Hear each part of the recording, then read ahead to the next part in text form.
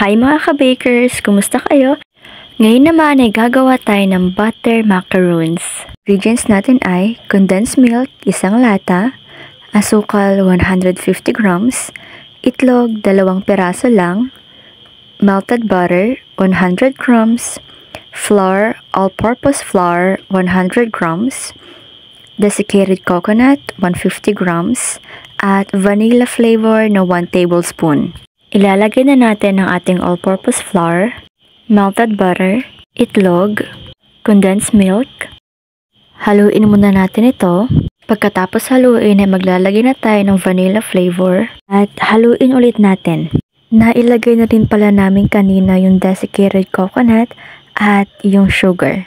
At ngayon naman ay ilalagay na natin siya sa ating piping bag na may tip. Gawin lang natin ito hanggang sa maubos na. At syempre naman mga ka-bakers, ito na, ilalagay na natin siya isa-isa. Yan, nakalagay na po siya sa ating molde at meron na rin pong mga makukulay na paper cup. Yan po ang kanyang design, pa-flower po. Pero, nakadepende na rin naman po sa inyo kung ano pong style ng macarons ang gusto nyong gawin. Pero, ito po kasi talaga yung pinaka-style na ginagawa sa macarons. At pagdating naman po sa dami, kayo na rin po ang bahala dahil alam ko namang kayang-kaya nyo. Ito na nga po siya at atin na po siyang sinasalansan isa-isa mga ka-bakers. Yan. Siyempre, ilalagay na po natin siya sa ating oven. At yung oven temperature naman po nito ay 200 sa taas, sa baba din 200. At syempre yung baking time po natin dito is 18 minutes. Ito na po siya mga ka-bakers. Yan, fresh from the oven. Yan na po ang ating butter macaroons na sobrang sarap, sobrang linamnam at higit sa lahat, mabentang mabenta. At syempre naman mga ka-bakers, ito na po ang ating finished product. Ayan, medyo malamig na po to dito, no? At isa lang din po ang masabi ko, kahit na mainit o malamig, masarap pa rin talaga siya mga ka-bakers. Walang duda talaga, 100%. Syempre naman mga ka-bakers, no? Gawa yan sa pagmamahal, kaya naman to sobrang sarap. Sabi nga nila, ang pagkain gawa sa pagmamahal ay walang dudang masarap na masarap. Pero syempre, kailangan din natin to tikman. At huwag niyo na akong tanongin kung ilan ang aking nakain dahil abay madami-dami na naman ang aking nakain nito. Nako, talaga.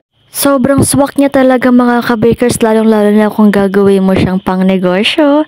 Abay, kikita ka talaga dito.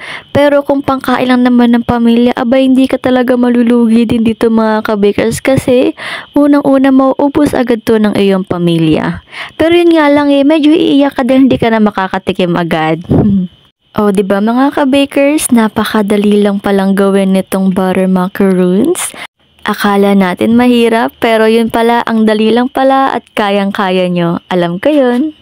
At ang ating Bible verse ngayong umaga ay Mateo 7:20. Sumagot siya, dahil sa maliit ang inyong pananampalataya, tandaan ninyo, kung kayo may pananampalataya sa Diyos na sinlaki lang ng buto ng mustasa, maaari ninyong sabihin sa bundok na ito, lumipat ka doon, at ito lilipat nga. Tunay na walang bagay na hindi ninyo magagawa. Amen? Amen! Ang faith ay nakaka-move ng bundok. O, kahit magano pa po yan kaliit, basta magkaroon na po tayo ng pananampalataya sa Diyos at kung ito man ay His will, then it will happen. Please po, wag na po tayong mag-worry dahil hindi po tayo warrior, kundi tayo ay warrior. But anyways, maraming salamat po sa inyong lahat. Hanggang sa muli, dito na lang po muna ako. Paalam at God bless.